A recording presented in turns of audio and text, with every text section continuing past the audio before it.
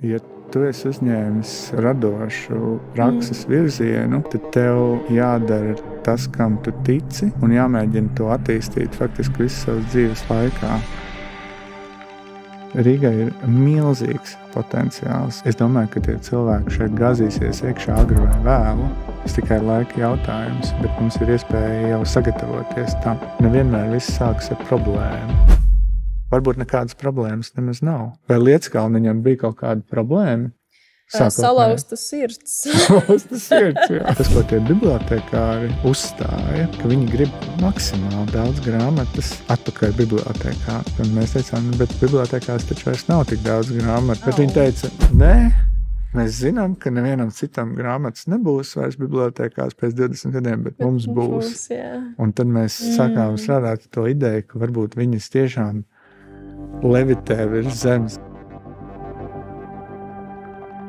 Labdien visiem! Mēs šodien esam te Mežaparkas estrādē Sidraba Birzī kopā ar Nikolāvu Paegli, kurš ir arhitekts, kā arī darbojās visādos projektos apkārt pasaulē, ka es nevaru pat atcerēties, kurās pilsētās, bet to ieskaitot Vīnē, Vēnēcijā, Londonā, Glasgowā, pilnīgi visur esi darbojies. Tas ir jautājums, ko man uzdod vismaz reizi dienā.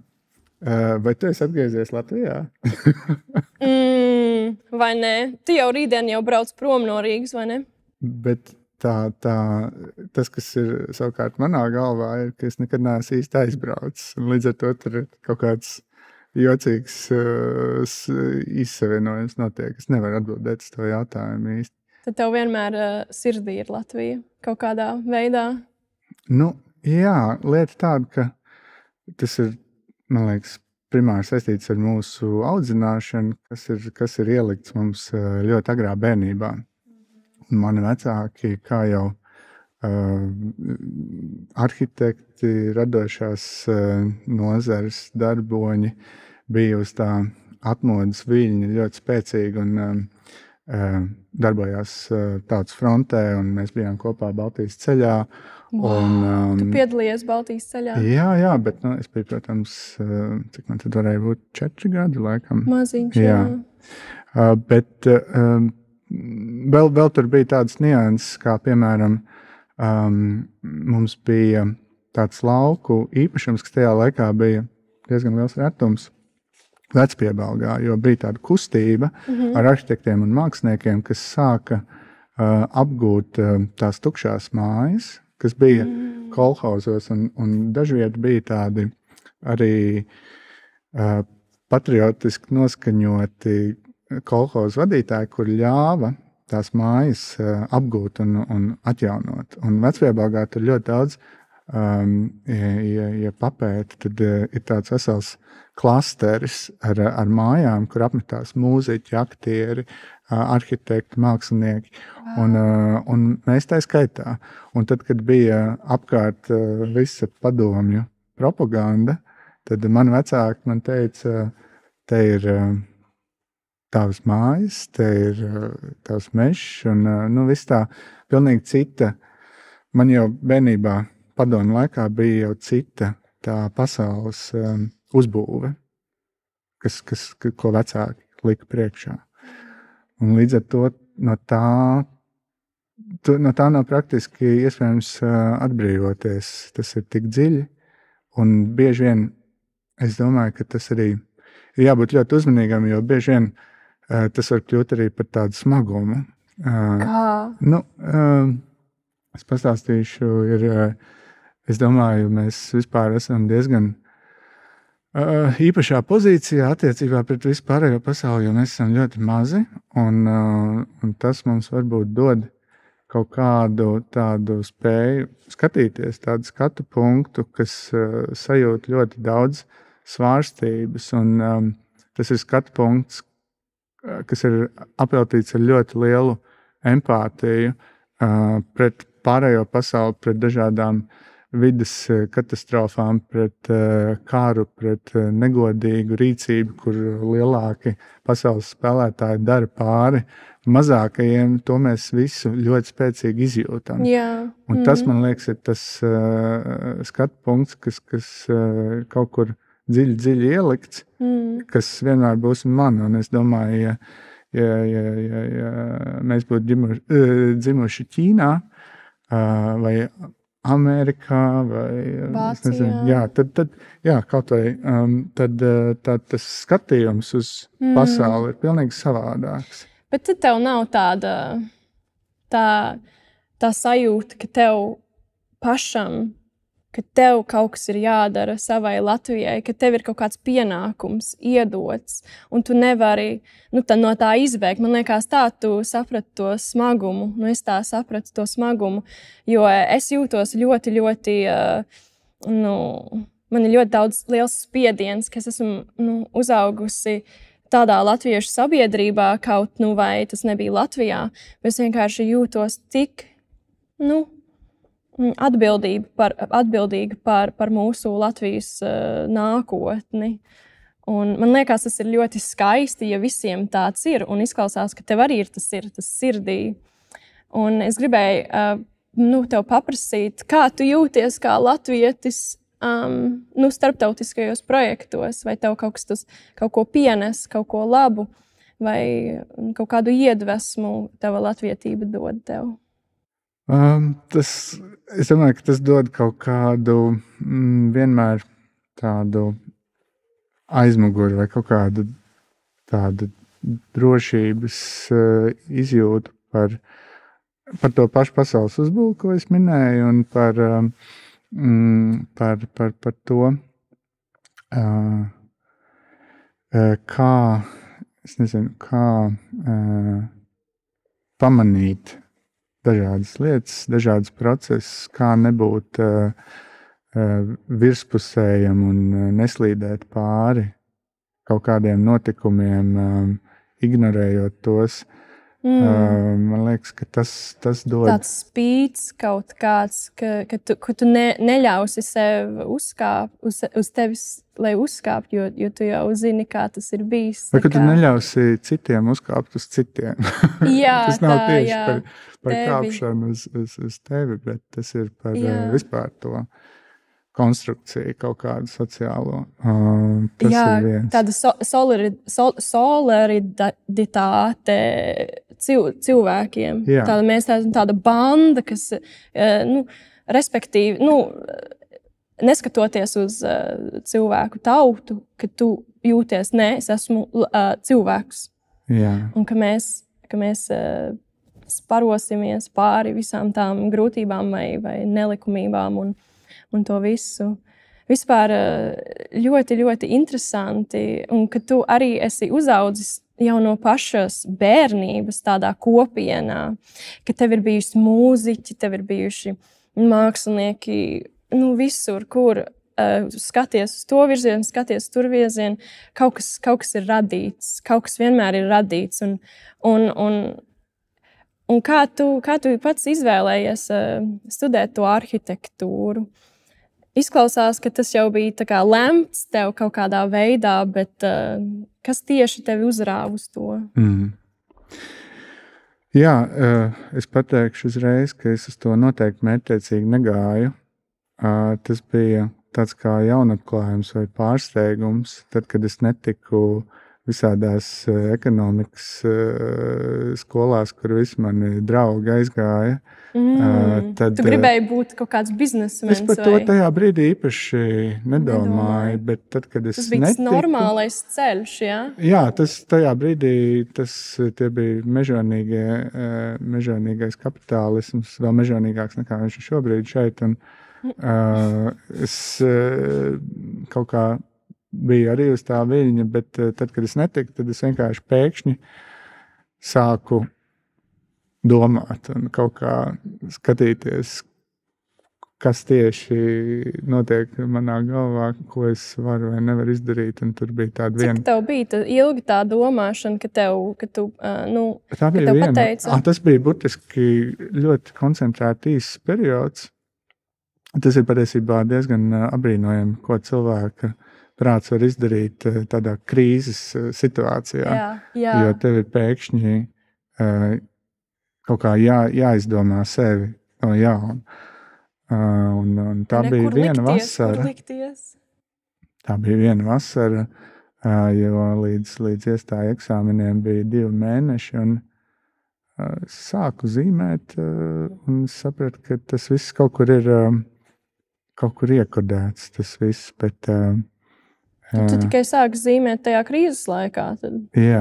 Pirms tam tu nezīmēji. Nē. Pirms tam tu neko nebūvēji smilškastītēs vai neko tādu. Nē, es būvēju daudz, tur jau tā lieta, es būvēju, viss apkārt bija kaut kāda būvniecība, bet es pats dzīvoju būvlaukumā un tā. Bet tu jau to nesaproti līdz brīdim, kad tu paskaties tieši, precīzi, kas tas ir. Jā. Vai ne, tu dari kaut ko, bet varbūt tas nav tavā apziņā, ka tas ir, kas tev panākās.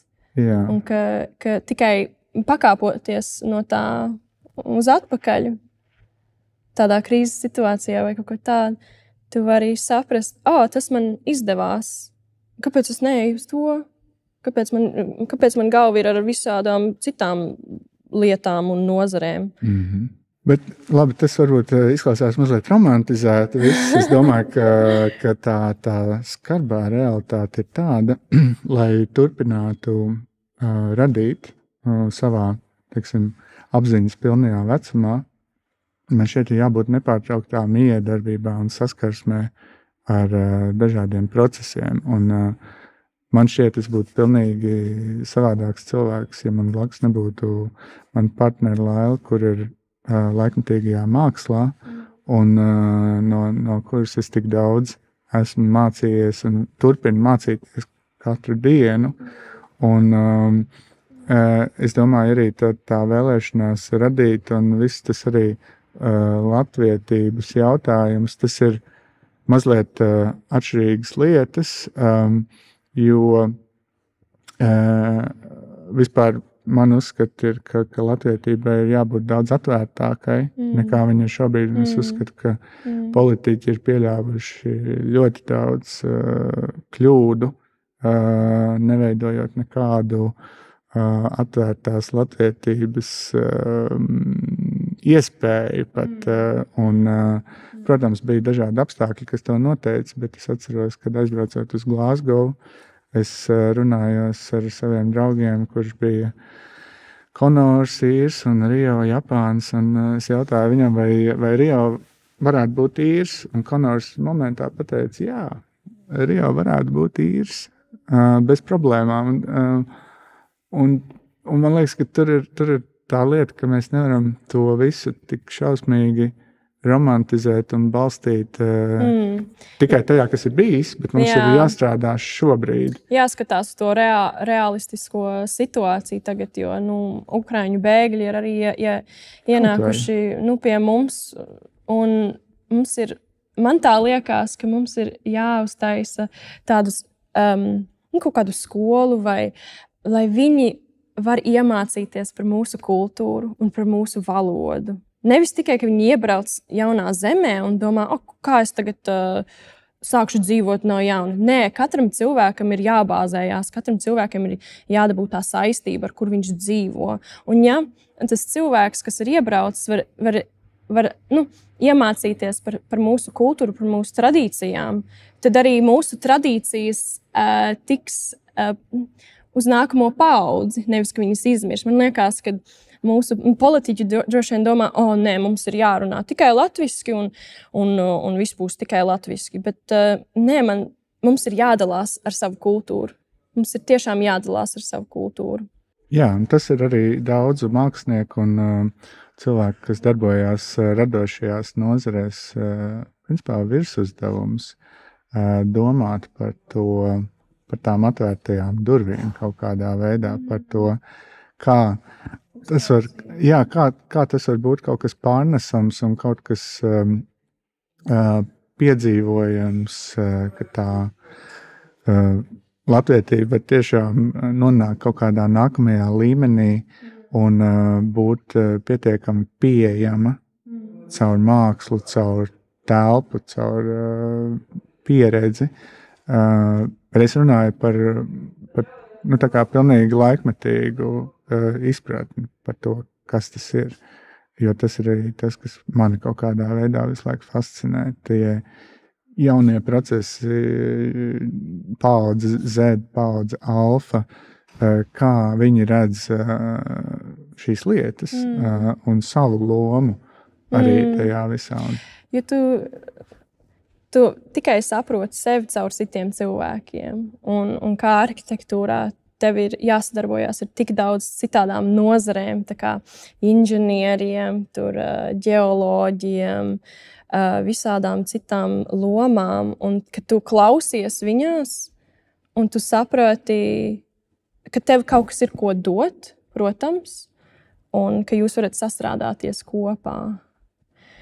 Kāds ir bijis tavs ceļš, strādājot ar citiem cilvēkiem? Vai tas ir bijis grūti, vai tas ir bijis ļoti atslābinoši, ka tu vari uz kādu citu paļauties, vai tu gribi visu kontroli? Ļoti labs jautājums. Tāpēc, ka tad, kad tu ej tādām lietām cauri, tad ir ārkārtīgi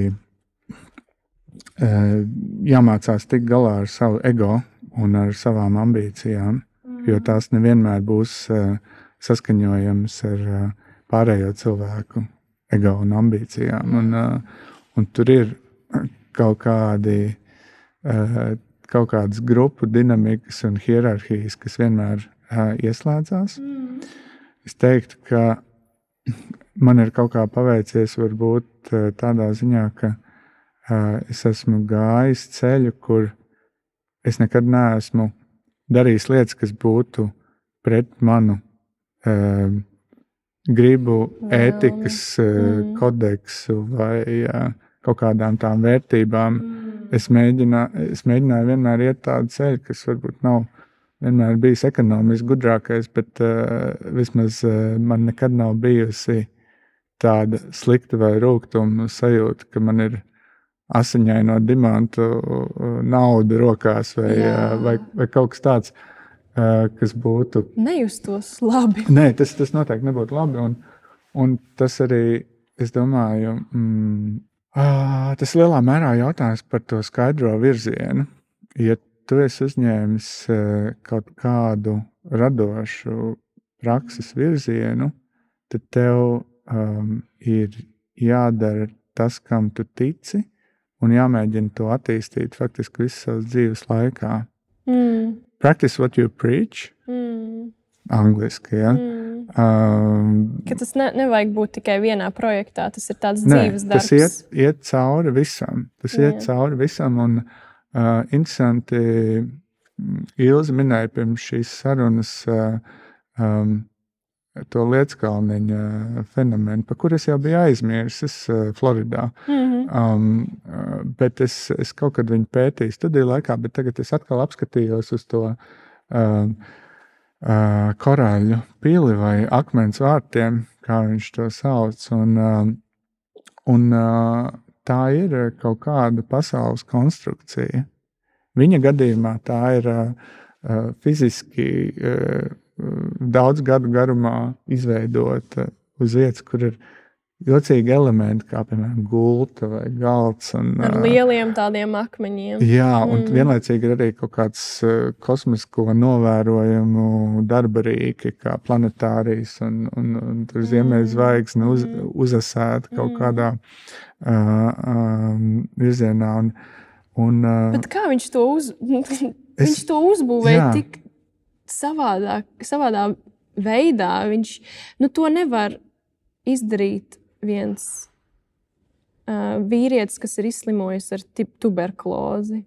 Jā. Kā viņš varēja uzbūvēt tik lielu tādu pili ar kaut kādu darba rīku, kas bija tāds tripod veidīgs ar vienu šņori? Varbūt to mēs arī nekad neuzzināsim. Tas paliek tāds kā bišķiņa inženieru tehnisks noslēpums, bet tas, ko es gribēju teikt, ka tur arī parādās kaut kāda veida pasaules modelis, kas ir viņa radīts, viņa apziņā radīts.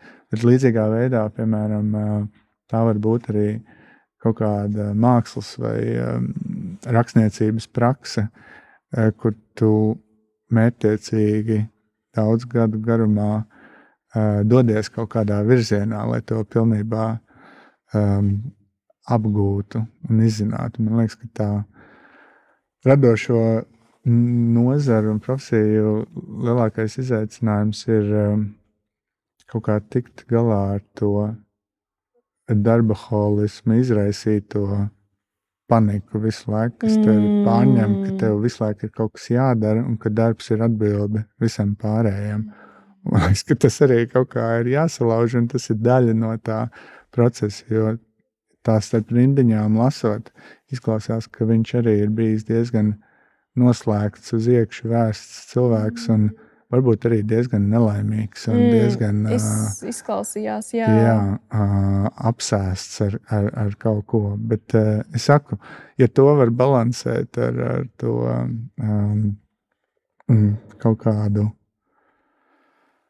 mazliet veselīgāku sociālo dzīvi un atvērtību, tad varbūt, ka tas ir kaut kāds ceļš dzīves laikā. Viena lieta, ko es tev gribēju pajautāt, ja drīkst, pirms mēs ejam tajā, tu teici, ka tev ir tāda liela pienākuma sajūta, ja? Bet kā tev liekas, vai tu piefiksēsi to brīdi, kad tas pienākums būs izpildīts? Varbūt tas ir tāds tā kā projekts, kas uz visu mūžu. Bet man neliekās, ka tu vari sasniegt to brīdi, kad viss ir labi. Tas ir tā kā, kad tu būsi priecīgs. Tas ir katru dienu tev jāstrādā pie tā. Katru dienu tev jādara kaut kas labs Latvijai vai savam ķermenim, savam veselībai, savai sirdī. Tas ir vienkārši iegrimts manā ķermenī, ka man ir vai nu jāsaudzē dabu, jāsaudzē Latviju, jāsaudzē ķermeni, jāsaudzē draudzības un mīlestības. Šaisti. Tas ir ļoti romantiski, es zinu. Bet tā es dzīvoju. Nē, kāpēc es jautāju? Jo dažreiz man tāda sajūta, ka tieši ar to kaut kādu to bišķiņu skatīšanos pāri robežām vai to savienošanos ar kaut vai ar Baltijas valstīm vai ar tālāk ar Eiropas dažām vietām un tiem cilvēkiem un tiem procesiem kaut kā dažreiz sajūt, ka es varu izdarīt vairāk Latvijai vai palīdzēt vairāk Latvijai.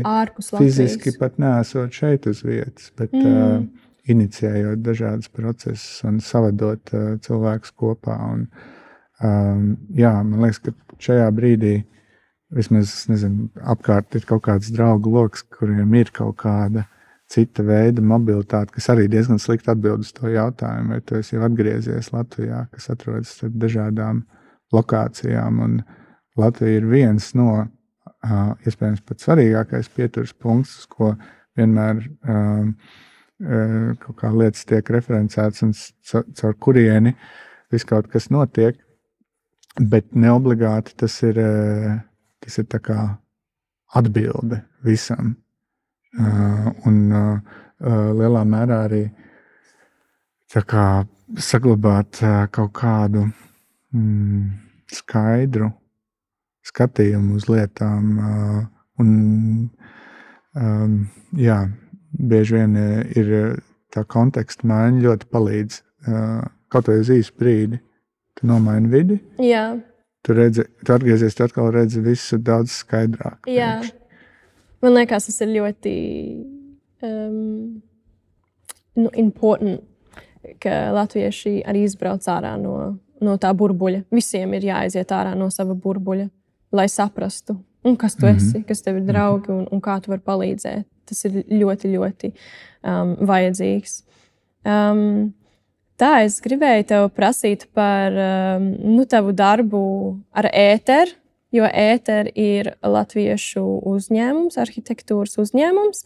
Tu strādā kopā ar Kristīnu Smilgu un ar Dagniju Smilgu un Kārli Bērziņu. Dagniju Smilgu, jā, piedod. Ar šiem te latviešiem.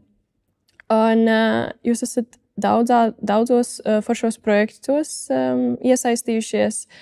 Piemēram, viens no viņiem bija Baltijas paviljons, bet tas nebija caur ēteru, tas bija caur, tu biji kurators tajā. Bet kā tu uzdrošinājies sakombinēt visas 3 Baltijas valstis, lai uztaisītu vienu paviljonu Venēcijas arhitektūras bienālē? Varbūt tu vari izskaidrot, kas ir tā Venēcijas bienāle, un tad izskaidro, kā tu varēji, kāpēc tu to izdarīji, kāpēc tu savienoji tās 3 valstis kopā, un vai tas rezultāts bija tikpat jauks, kā tu to saplānoji? Ļoti ietilpīgs jautājums, bet es mēģināšu kaut kādu super īso versiju, jo daudz par to ir laikam arī runāts, bet man šķiet, tas notika likumsakarīgi, tam būtu bijis jānotiek kaut kādā mērā agrāk vai vēlāk, jo arhitektūras bienāle, līdzīgi kā mākslas bienāle, ir tāds lielākais notikums ik pa 2 gadiem globālajā arhitektūras scēnā, kur faktiski visas aktuālākās idejas vai tēmas tiek uzlikts uz galda, viņām tiek runāts vai izcelt kaut kādu īpašu lietu nozīmi, kas ir tajā brīdī aktuāli un svarīgi. Nu, lūk, un mēs bijām iepriekšējā bienālē, kad tieši bija arī noticis iebrukums Krimā 2014. gadā. Un mums bija tāda sajūta, ka mēs esam pēkšņi pabeiguši visi savas izglītības un tik ļoti ambiciozi un motivēti, un mums bija izveidojies tāds tā kā tieši draugu loks, kas bija no Baltijas, un likās, bet mēs varētu beidzot apskatīties uz to, kas ir Baltija, bet pilnīgi tādā ne politiski filtrētā veidā, bet apstīties tieši uz vidi, jo mums viņa ir tā vēsture vidē ir kopīga. Un arī tieši pēdējo pusgadsimta vēsture, kas ir cilvēku veidotā vide un infrastruktūra, ir kopīga. Un tā mēs izdomājam, ka mums ir jāapvieno tie budžeti, lai beidzot nonāktu vienas Rietuma Eiropas valsts budžeta līmenī. Un plus vēl mēs negribējām būt vienkārši tā kā parastā izstāžu telpā, bet mēs nodibinājām attiecības ar vietējo sporta zāli no 70. gadiem, 2500 kvadrātmetru palasporta arsenāli, kurā mēs to visu izdarījām. Un tam bija tāds tiešām iespaidīgs efekts, ko varbūt tas, ko tu jautāji, vai izdevās tā kā plānots. Kaut kādas lietas jā, kādas nē, bet tas, kas bija neplānoti, un ir realitāte vēl joprojām, ir, ka tas projekts kalpoja kā tāds zināšanu un pētniecības bāze, ko attīstīt pēc tam ļoti ilgus gadus. Mēs atvērām ļoti daudz tēmas, ar kurām mēs joprojām strādājam. Un tā otra galvenā lieta bija tas cilvēku tīklojums, savācot tā brīža Baltijas spožākos prātus, kas šobrīd ir joprojām aktīvi ļoti, un tas dod tādu, un mums ir ļoti labs kontakts ar viņiem visiem, un tas dod tādu ārkārtīgi labu sajūtu, ka tu jūti tos procesus ne tikai, teiksim, šeit šauri lokāli, bet tu jūti tieši, kas notiek Lietuvā, kas notiek Igaunijā, Somijā, tāpatās Zviedrijā. Nu, tas ir ārkārtīgi vērtīgi. Vai tev tie 9 kuratori, viņi bija no dažādām nozarēm vai tieši arhitekti? mēs bijām, laikam, sanāk 8 arhitekti un 1 mākslinieci. Nē, es atvainojos 7 arhitekti un 1 mākslinieci un Jurga savukārt, man liekas, ir arī mākslas vēsturniece. Jā. 7 arhitekti. Un tad jūs pētījāt visādas, būtiskas lietas, kas notiek un kas pastāv Baltijā, un tad jūs, kā jūs to kā jūs to izstādījāt? Jā, toreiz tas izpelnījās arī diezgan liela kritika, jo mēs jau tad piegājām tai lietai tādā laikmatīgās mākslas veidā, kad mēs apmēram 100 eksponātus izvietojām tajā sporta zālē, bet nebija tā kā viens konkrēts ceļš, kā iet starp viņiem, lai tu visu apgūtu. Varbūt pat varētu teikt, ka visu apgūt pat nebija iespējams. Tas bija vairāk intuitīvi.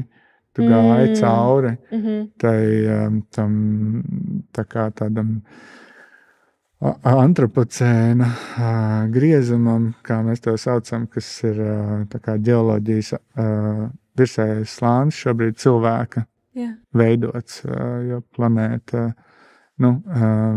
ir pārsvarā cilvēka izmainīta šobrīd. Tas augšējais. Jā. Citi saka, ka tur vai nu tie ir kodola putekļi vai vistu kauli, bet no šī laika tas ir tas, kas paliks pāri, kad tu raksies iekšā zemē, tu atradīsi vistas kaulus, un tas būs skaidrs, ka tu esi šajā laikmetā trāpījis, jo ir tik daudz vistu pasaulē. Vienkārši tas ir prātam neaptveram.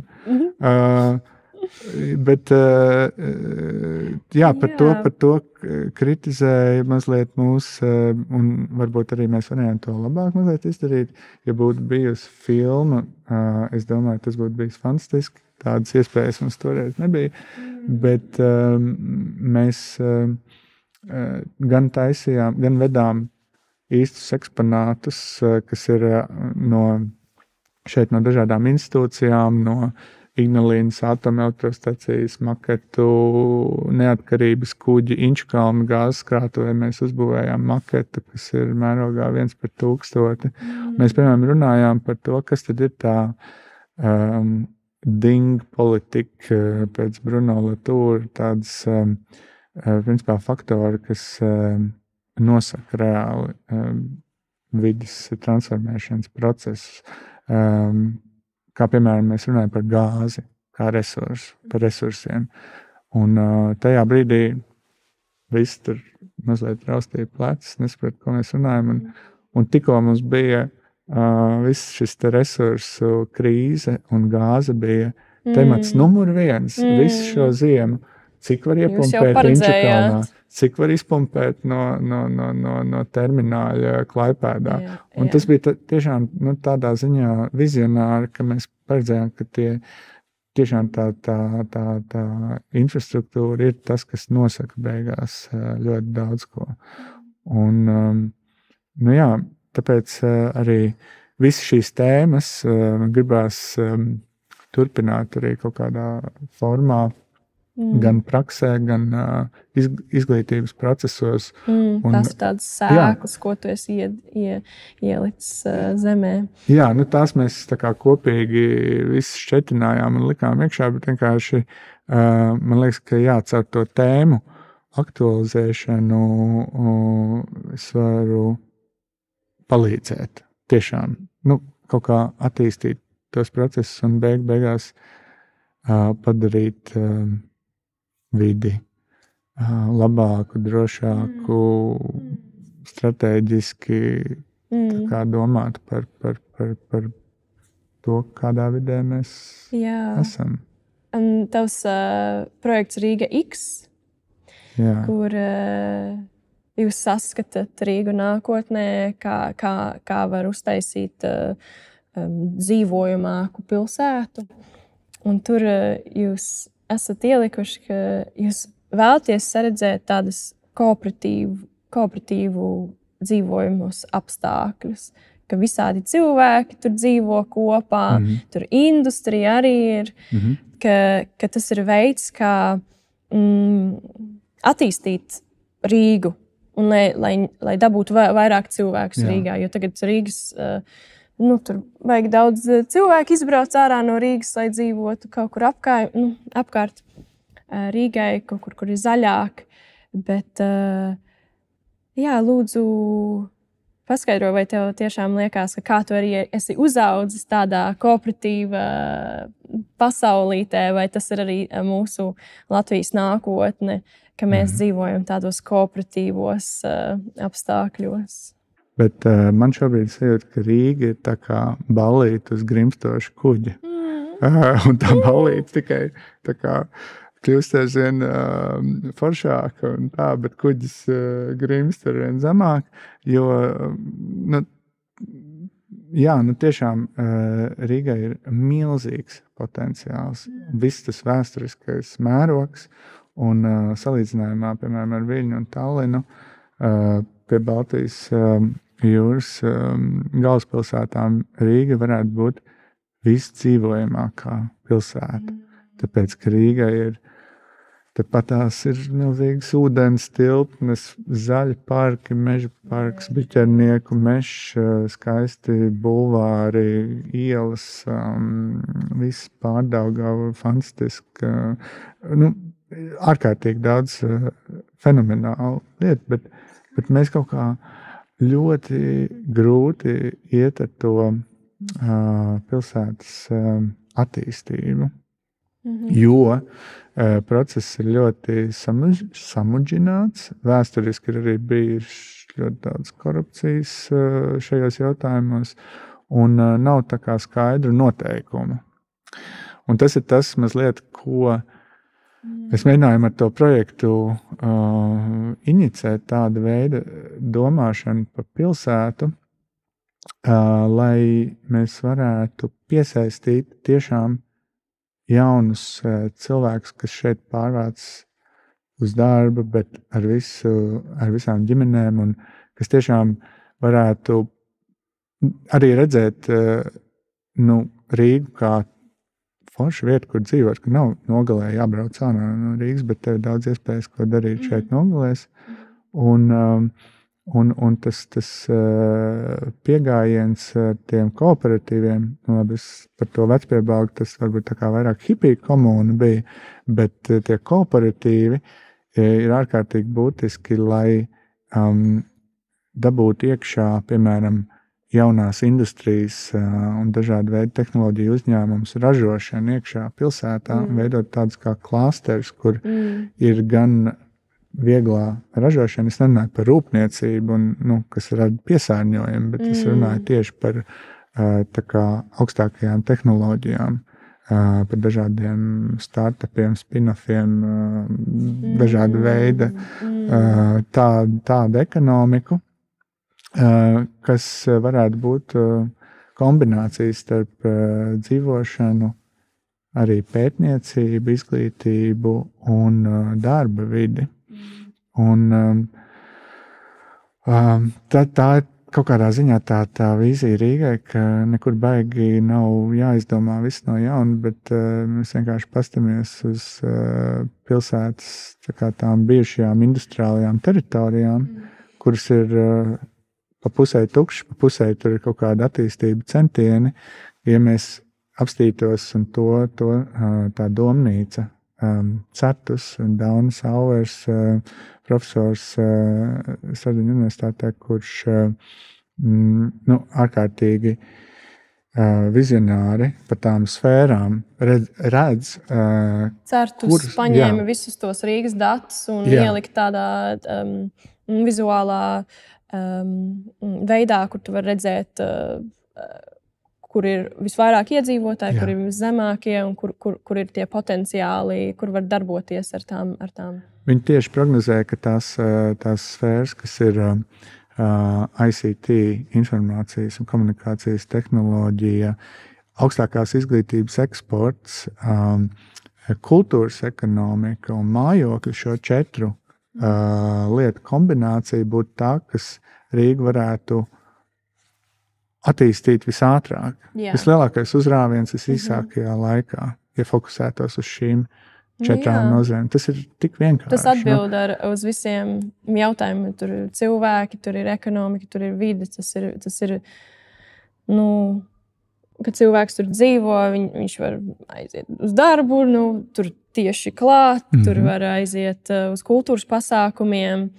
Tur ir ļoti labi savienota tā pilsēta arī. Un ko tieši tad, lai šis projekts realizētos, ko tieši tu domā, ko vajag, ko tu prasi, lai tas iziet cauri? Es domāju, ka tur ir nepieciešama mērķtiecīga politika, gan pašvaldības, gan arī pat valsts līmenī. Un man liekas, ka tikai tagad, kad bija pēdējā valdība, pirmoreiz redzēju, kad deklarācijā bija ierakstīts, ka Rīga ir kaut kādā veidā arī jāstiprina kā konkurētspējīga pilsēta, jo līdz šim viss tā politika, kas, viņa tāda bijusi, dot pārsvarā visu reģioniem, jo Rīga kaut kā tiks galā. Bet mēs redzam, ka viņi īsti netiek galā, viņi tiek galā attiecībā pret Latviju, bet Rīga ļoti zaudē attiecībā pret citām galvaspilsētām. Un tā ir tā lieta, kas būtu kaut kā jāmaina. Ir dažādi tie instrumenti, ekonomiskie, un par tiem pašiem kooperatīviem runājot, mēs arī runājāmies ekonomikas ministrijā, un viņiem jau bija šis instruments sagatavots, kooperatīvu instruments, kur ir savācās, teiksim, grupa ar cilvēkiem, kas vēlas attīstīt dzīvojamo māju, kur viņi paši darbojas kā attīstītāji, kas aizņemās naudu un, teiksim, tā ir pilsētas zeme, un līdz ar to ir kaut kādas garantijas un zema procenta aizdevums, un viņi to var realizēt. Un šis instruments ir sagatavots sākotnēji reģioniem. Un sākotnēji viņš, teiksim, 5 gadus tiks palaists reģionos, un tikai tad varbūt nonāks Rīgā. Un tas ir tas, kas man šķiet atkal kavē Rīgas attīstību. Tādi dažādi jautājumi. Tā kā tie rajoni ir tādi kā laboratorijas. Tādā veidā es sapratu, ka mēs mēģinām kaut ko attīstīt Rīgā, bet mēs to ideju vispirms pamēģinām kaut kur citur, reģionu pilsētās, un tad, ja tas attīstās, tad mēs uz Rīgu to varam pārnest. Kā tu tā to saproti? Nē, es domāju, ka prioritāri tas ir domāts, lai finansējums būtu pieejams prioritāri reģionos un tikai tad Rīgā. Jo tādi piemēri jau eksistē citur pasaulē, Berlīnē, Cīrihē. Tas noteikti nav nekas tāds pilnīgi neprognozējams, kas būtu jāpārbauda. Tātad vēl viens no taviem projektiem ir jaunās arhitektūras skola, kas ir caur Latvijas Mākslas akadēmiju, kur tu ar Austru Mailīti esi sadarbojies un esi jau sarakstījusi skolas plānus, kā mēs varam uztaisīt izglītojošu un interesantu un arī laikmetīgu arhitektūras kursu. Kādā posmā tu pašlaik esi ar to projektu? Jā. Tas ir bijis diezgan laikietilpīgs darbs, vairāk gadu garumā, bet programma ir pabeigta. Mēs ar Austru un vēl ar veselu komandu esam sarakstījuši milzīgu dokumentu blāķi, ja tā var teikt, ārkārtīgi detalizēti par to, kā šī skola strādā. Cik tas tev ilgi pagāja, lai uzrakstītu? Tas rakstīšanas darbs ir bijis 2,5 gadu, man liekas. Jā. Tagad viss ir pabeigts. Tā ir īsumā tā ir vienkārši doma par kaut kādas citas neatkarīgas un konceptuālas pieejas skolu Mākslas akadēmijā, jo mums ir vēsture ar tikai tehnisku izglītību. Un tas bieži vien nozīmē, ka arī tā vide tiek tehniski risināti un jautājumiem ir tikai tehniskas atbildes. Bet tas nevienmēr ir vienīgais iespējamais veids. Un pasaulē mēs redzam to, ka ir, protams, ļoti daudz ēku un vides, kas ir jāuzbūvē, un pārsvarā to tiešām arī dara tehniski un inženieri, tehniski speciālisti, bet viņiem vienmēr ir tāds kā pretsvars, kas ir tie konceptuālisti un tie, kas jautā. Jaunās idejas, kas rada. Un vienkārši arī uzdod jautājumus, teiksim, bet vai mums vispār tas ir jābūvē? Varbūt mums jābūvē kaut kas pilnīgi cits, nevis tikai kā kaut ko uzbūvēt, bet vai un kāpēc un ko tieši. Jā, mācīt, kā kritiski domāt. Tieši tā. Vairāk. Tieši tā, kritiski. Tas ir kā tā skola būs, fokusēsies uz to par tām idejām un izveidošanu, par to domāšanu, vai arī tas 50-50 būs ar to tehnisko arī. Tātad visas tehniskās lietas ir arī iekšā, jo tā būs profesionāla programma, kur pabeidzot tu dabū grādu. Tu dabū arhitekta profesionālo grādu, un tālāk tu vari iegūt arī arhitekta licenci pēc prakses. Bet šī izglītība, kas ir balstīta uz tādām kā platformām, dažādām 4 platformām, un visa centrā ir studijas darbs, viņi ir ļoti koncentrēta, maza skola, 15 studenti vienā gadā, kur visu laiku tu veido kā students savu praksi. Faktiski jau atrodoties tajā maģistra programmā, tu radi to, kam tu tiešām tici, ar ko tu gribi nodarboties, kas tev interesē, un tālāk tu faktiski jau izejot no skolas vari to jau turpināt un uzsākt. Bet tie bērni, tie studenti, kas iet uz universitātes, viņi daudzreiz nezin, ko viņi grib. Jā, tieši tā. Tas jau ir tieši labi, jo arī, ja tu pārāk zini, ko tu gribi, tad tev arī nav ko meklēt universitātē, jo tu jau esi pārāk noslēgts. Tev jābūt ir tomēr kaut kādā veidā atvērtam prātam, lai studētu.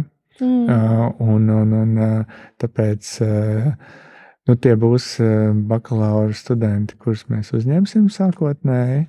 Ar laiku ir doma arī atvērt bakalaura programmu, un ir arī izveidots speciāls pētniecības institūts laikmatīgai arhitektūrai un mākslē, kas jau darbojās ar 5-6 pētniekiem akadēmijā. Un doma ir, ka tas viss kaut kā saslēdzās kopā, ka pētniecība iet kopā ar izglītību un praksi. Un ka tā ir tāda tiešām unikāla programma arī visas Ziemeļu Eiropas kontekstā, jo tādas programmas nav vienkārši, kas apvieno tā kā labākās lietas un tieši dod to cita veida skatījumu uz ideju radīšanu, jo tas skolas pamatā ir, ka nevienmēr viss sākas ar problēmu. Varbūt nekādas problēmas nemaz nav. Varbūt ir tikai iespēja. Tas nav vienmēr tā, ka tu izveido skolu un sāc risināt kaut kādas problēmas, jo tas uzreiz uzliek tā kā par pienākumu, ka tu tā kā glābsi gandrīz vai kaut kādu lietu vai pasauli. Un tas galīgi tā nav, jo dažādās praksēs idejas nāk, piemēram, vai Lietskalniņam bija kaut kāda problēma, ko atrisināt? Salauzta sirds. Salauzta sirds, jā. Tas ir, man liekas, tas tā kā bišķiņa skata punkta maiņa, ja, ka tas nav vienmēr. Tev priekšā patiesībā gandrīz nekad nav uzdevums. Varbūt kāds ir uzlicis to uzdevumu tev uz galda, bet kas notika tad, ja tu pats sāc veidot savu tādu kā manifestu vai kaut kādu savu virzienu? Vienkārši problēmas, neskatoties uz viņām un ej tālāk uz savu paradīzi. Apmēram, tu varbūt to sauc par paradīzi, varbūt kāds cits to sauc savādāk. Un beigās jau arī tās problēmas kaut kādas atrodas, kuras pēkšņi tiek atrisināts. Bet, bet es nedomāju, ka skola ir par utopiju. Tā nav utopija. Tā nav tā kā par... Tu esi nākamais cilvēks, kas veidos pasauli. Mēs jau to darām. Visu laiku mēs to darām. Jā, tu un es. Un tagad tu arī esi tēvs, un tu arī uzaudzini nākamo paudzi.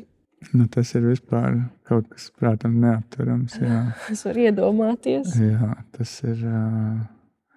tas arī maina tos svaru kausus. Tas darba holisms un ego vienkārši aizlido kaut kur vienā brīdī un tev priekšā ir tev pavērs pavisam cits skatījums uz pasauli un arī uz sabiedrību. Kas ir tas lielākais, kas tev ir izmainījies, tieši tas skatījums uz dzīvi? Tāpēc, ka mēs tik daudz runājam par to Latvijas tēmu un par visām šām demogrāfijas problēmām un par to vajadzētu saņemties vairāk un domāt par bērniem un tā, bet tad pēkšņi, kad tev tiešām arī ir bērni, tad tu ieraugi, kādi mēs esam attiecībā pret bērniem. Un tajā brīdī tu saproti, tas jaunatklājums tāds, ka joprojām te ir ļoti liels skrējiens pēc konkurences un veiksmes, competition and success, un tāds moments bērns var tikt arī uzskatīts lielā mērā par tādu tā kā apgrūtinājumu. Un man liekas, ka te ir vēl viena lieta, par ko mums sabiedrībā ļoti jādomā, ka tas nav apgrūtinājums, ka mēs visi esam bijuši bērni kaut kādā brīdī un ka tas vienkārši jāuztver kā absolūti ikdienišķa dzīves sastāvdaļa. Jā, ka tev ir jāapstājās un tev ir jāskatās uz to bērnu. Ko tu vēlies? Nevis tev viss aiziet prom, viss tev mērķi, tev projekti, tu esi tieši tur ar to bērnu. Man liekas, tas ir viss skaistākais. Un ja tu to vari iedot bērnam, tad viņš sapratīs, es te esmu, es eksistēju. Nevis es esmu kaut kāds robots, kas vienkārši iet un dara savas dzīves un lietas. Un, tas tev iedod tādu svaigumu dzīvē, un arī tev ir jāapstājās un jāatcerās, ka tu arī esi dzīvs un ka tev arī tieši to pašu arī vajag. Jā. Mēs visi esam bērni iekšā arī. Jo tas, kas varētu ļoti palīdzēt, ir, ka mēs bērnus varētu pēc iespējas vairāk ņemt visur līdzi, visur pilnīgi katrā dzīves situācijā. Un man pašam varbūt, es nezinu kā tev, bet ir bijuši draugi, daudz draugu, kurus es esmu ļoti augstu vērtējis par viņu atvērtību, par viņu sociālajām spējām un par spējām sarunāties ar ikvienu cilvēku un jebkurā situācijā justies komfortabli. Un atklājās beigās, ka viņu vecāki viņus ir visur ņēmuši līdzi. Un tas ir tas, ko es cenšos ļoti praktizēt. Pēc ņemt savu bērnu līdzi visur. Jā. Viņi varbūt bišķiņi būs dusmīgi par dažām lietām, kad viņi noskaidros, ka gada vecumā viņa jau ir bijusi Ņujorkā un neko neatcerās, vai kaut kādas tādas lietas. Vienkārši kultūru, vai ne? Vienkārši visu dzīvi. Tu esi saredzējis tik daudz jau. Ko tieši jūs trietā un jūsu komanda mēģināt izdarīt ar ēteru? Kas ir tieši jūsu motivējošie spari?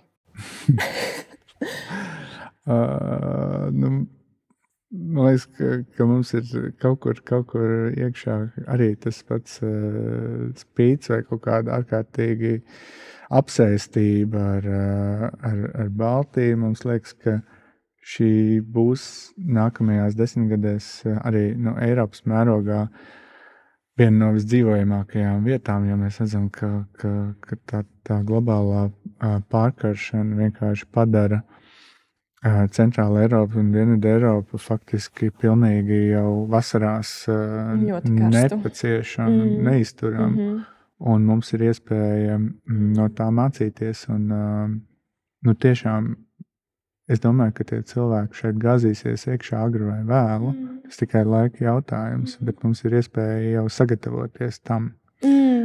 Un cita starpā tā doma bija vienmēr netaisīt vienkārši kaut kādu klasisku biroju, kur kāds atnāk un paprasa, ko viņam vajag, bet drīzāk savienot to arī ar pētniecību, savienot to ar dažādām ietekmēm no laikmetīgās mākslas procesiem, no kultūras un mēģināt kaut kādā veidā radīt kaut ko jaunu. Varbūt tas ir diezgan banāli tā teikt, bet kaut kādas sastāvdaļas, ir tik daudz, ja ir pietiekami daudz unikālas sastāvdaļas, manuprāt, tad tur neizbēgami ir iespēja radīt kaut ko pilnīgi jaunu.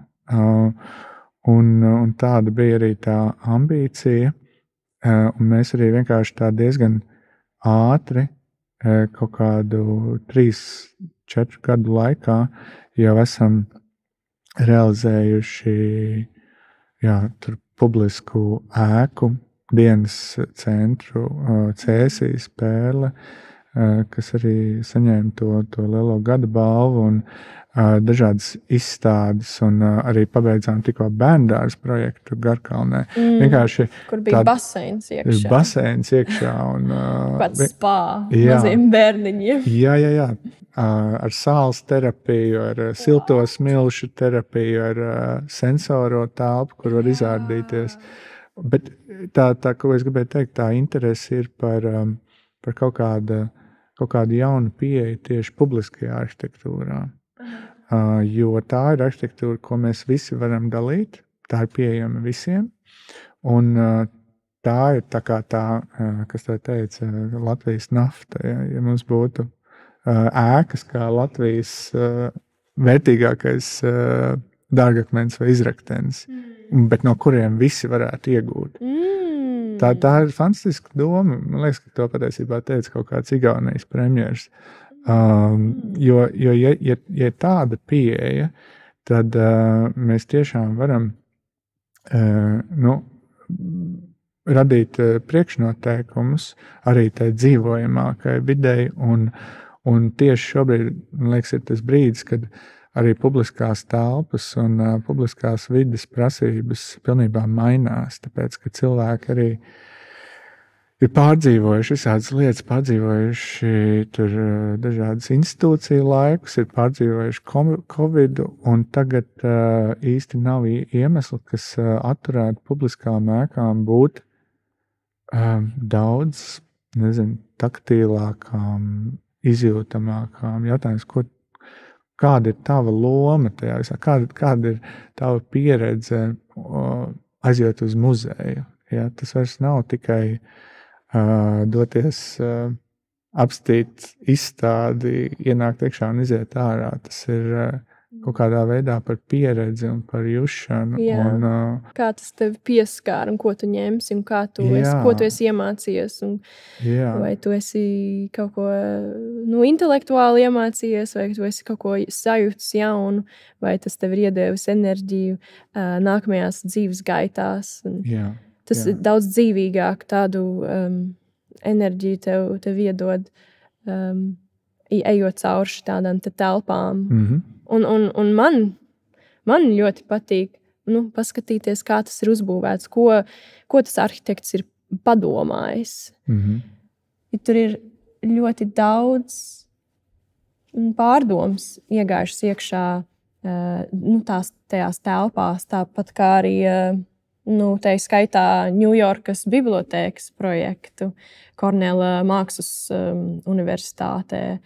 Kā jūs 120 000 grāmatas esat ielikuši vienā bibliotēkā. Tur ir 3 stāvi, bet visu var redzēt, un tur cauri spīd. Tā kā, kad tu ieej tādā telpā, tas tev sāka domāt, wow, kaut kāds cilvēks ir ielicis tik daudz enerģiju, lai šo te uzbūvētu, un par cik daudz lietām ir padomājis. Ka tas nav vienkārši grāmatas uz plaukta. Jā. Un ka tur nav, ka tas neraisa nekādas citas domas vai emocijas. Tā tad neliela atkāpe. Varbūt tas projekts bija, ko mēs realizējam kopā ar manu bijušo profesoru Wolfgangu Čepelleru caur Vīnes biroju 5 gadu garumā, man liekas, no 2014. līdz 19. gadam, kad atvērās bibliotēka. Un tad, kad mēs tur aizbraucām, tur bija ļoti interesanta pieredze, jo tā pati bibliotēka, viņa jau eksistē, bet viņa eksistē tikai vienā stāvā, un lielākā daļa no kolekcijas grāmatām tu varēji izņemt ar tādu kartīti, ka tu pasūti, un tad tev nākamajā dienā to grāmatu atved no cold storage facility, kas tā kā tāda liela noliktava, un tad mēs teicām, labi, bet tad varbūt aizbraucām uz to cold storage apstīties, kā tur izstāst tās grāmatas. Un tas, kas bija fantastiski, tur iekšā tādā lielā noliktavā, angārā, bija vienkārši plaukti, un plaukti turēja grīdas arī. Un tie plaukti bija 3-4 stāvu augstumā. Un tā bija telpa, kas bija radīta nevis cilvēkiem, bet grāmatām. Un viss ir ar metāla režģiem, lai visur varētu gaiss cirkulēt un nebūtu problēmas ar mitrumu. Un tad mums tā izpratne bija tajā brīdī, šis ir tas kompaktākais veids, kā mēs varam to kolekciju dabūt atpakaļ tajā arhitektūras skolā, mākslas skolā, jo tas, ko tie bibliotekāri uzstāja, ka viņi grib maksimāli daudz grāmatas atpakaļ bibliotēkā. Bet vai tas klimats ir pareizais tajā bibliotēkā? Jā, mēs to visu strādājām tieši ar klimatu jautājumu, jo mums bija arī ļoti spēcīgi klimata inženieri, Transsolāri, Matieši Šuler, tā mēs arī iepazināmies ar viņu. Un pēc tam viņš ir arī taisījis daudz projekts ar mums, tā skaitā pirmo solāro veidināšanas skursteni Baltijā, kas būs tepat Pārdaugavā. Mājā. Jā, privāti mājā. Privāti. Bet mēs iepazināmies ar viņu strādājot pie Ņujorkas bibliotēkas grāmatu klimata. Un tie bibliotekāri bija diezgan, ja varētu tā teikt, old school, jo viņi uz tām grāmatām bija kā apsēsti. Un mēs teicām, bet bibliotekās taču vairs nav tik daudz grāmatu. Mūsdienās ir visādi tur gudrie ekrāni, tur brilles virtuālās, tur ir visi tie, kur tu vari saucās, piemēram, Deep Space, kur tu ieej un ir projekcijas uz sienām, uz grīdas, un tad tu vari skatīties, piemēram, mākslas darbus kaut kādos gigapikseļu izšķirtspējā un ieraudzīt tādas nianses, ko tu ar savu aci nekad neredzētu. Wow. Bet viņi teica, nē, mēs zinām, ka nevienam citam grāmatas nebūs vairs bibliotēkās pēc 20 gadiem, bet mums būs. Un tad mēs strādājam ar to ideju, un faktiski nākamā lieta bija tāda, ka tā ir tā Kornela universitātes tā studija telpa, kas turpinās iekšā bibliotēkā. Un bija skaidrs sajūta, ka tai telpai ir jābūt gaišai un jāturpinās, un mēs nevaram viņu pilnībā aizbūvēt. Un no otras puses, iedomājies 120,000 grāmatas, tas ir ārkārtīgs tāds, apjoms. Ja? Un tas viss ir kaut kādas zināšanas. Un ja tu varētu to kaut kādā veidā aptvērt, tā kā vizuāli, tad mēs sākām strādāt to ideju, ka varbūt viņas tiešām levitē virs zemes, karājās. Un tas bija pilnīgi traki, bet mēs to izdarījām. Viņas ir faktiski sanāk tā, ka viņas ir daļēji iekārtas pilnīgi jaunā jumta konstrukcijā. Tā kā ir iekārtas tur iekšā, un katrs grāmatas svars iet pa metāla tādām kolonām, trosēm uz augšu, un tad pāri sijām, un tad lejā mājas ārsienām uz pamatiem. Wow. Tas tā kā, ja tu noliec grāmatu plauktā, ja, tad viņš aiziet tā, šitā. Jā. Nevis ieliec grāmatu plauktā un aiziet tā. Jā. Wow. Un tur, un tā telpa ir atvērta, tur ir darba stacijas, tur ir lasītava. Bet pats interesantākais, man liekas, tajā lielajā grāmatu masā ir tas serendipity princips. Es pat nezinu, kā latviski tas īsti būtu. Tas ir tāds kā moments, tu dodies tajā lielajā labirintā, saksim to tā. Jo tev ir atrasts kods, ka, teiksim, tā grāmata, kur tu meklē, atrodas kaut kur tur. Jā. Un tu dodies tagad pakaļ tajā grāmatai, bet pa ceļam un tajā plauktā tu ieraugi pēkšņi kaut kādas lietas, kuras tu nemeklēji, bet tu viņas atrodi. Jo viņas tevi vizuāli uzrunā, jo viņas viss ir redzamas un pārskatāmas. Un tur arī tā grāmatu atrašanās vieta. Mēs piedāvājām, ka visām grāmatām ir čipi un ka studenti var brīvi mainīt to kārtību. Nu, te bija atkal tā, ka tie bibliotekāri iebildi, jo viņiem ir savi principi, bet man liekas, tas būtu ļoti skaisti un to vajadzētu arī kaut kur ieviest, ka tu tā kā sāc pats pēc savām interesēm vai kā, piemēram, studentu grupa, sāc lietot to bibliotēku mazliet pa savam un grāmatas sāk iegūt kaut kādu citu kārtību. Kaut kādas vienā vietā, otrā vietā, un tad tu vari atrast pēc tiem čipiem, ja tu speciāli grāmatu meklē, tu zini, kur viņi ir, bet viņa iespējams rīt tur vairs nebūs. Viņa būs mainījusi savu. Jā, jo katram cilvēkiem ir savu grib kaut kur citur novietot nekā tu. Jā. Liels paldies, Niklau, par šodienas interviju. Daudz ko iemācījāmies un daudz tēmas vispār ceļojām par daudzām tēmām, bet tad redzamies Ņujorkā. Un lai tev labi iet rītdien atpakaļ uz Vīni. Paldies, redzamies Ņujorkā. Paldies.